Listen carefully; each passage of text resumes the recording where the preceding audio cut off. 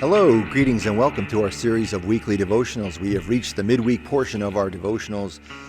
Wednesday, we are midway through our look at a passage in chapter 21 of the book of Numbers.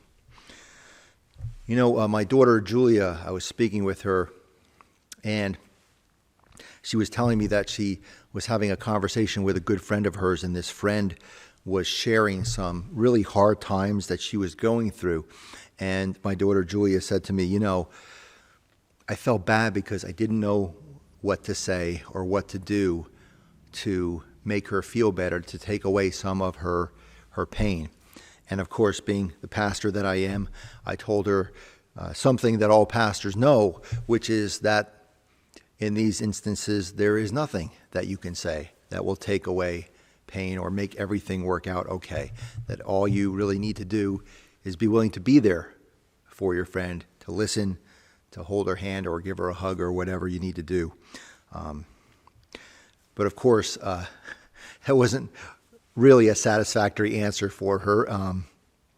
And I think it's not a satisfactory answer for lots of us. Lots of us in those situations try to think of something we can do to help take pain away. Because we generally, I think it's human nature that we don't like to be in those situations. They're uncomfortable and we would like to fix them.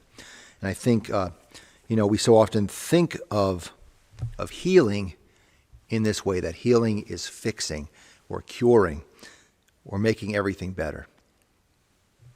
I want to share a couple verses in this passage from Numbers, verses 7 and 8. The people came to Moses and said, "We have sinned by speaking against the Lord and against you. Pray to the Lord to take away the serpents from us."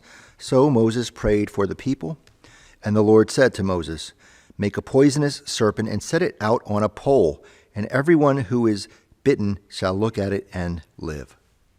So this passage is about this serpent lifted up on a pole, which offers physical healing to the Israelites.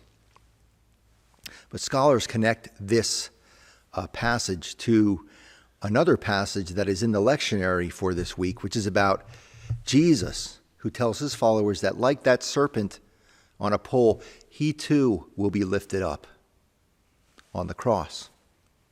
And that as he is lifted up, he will also offer healing through his crucifixion and resurrection.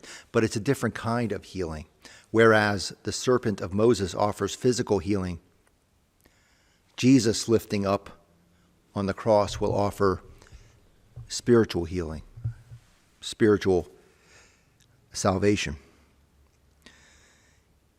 And I think this is how we might think of healing.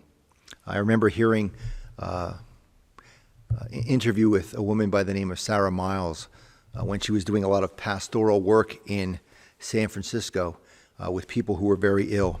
And she said, "I've seen incredible instances of healing in people who were suffering terribly and who were dying.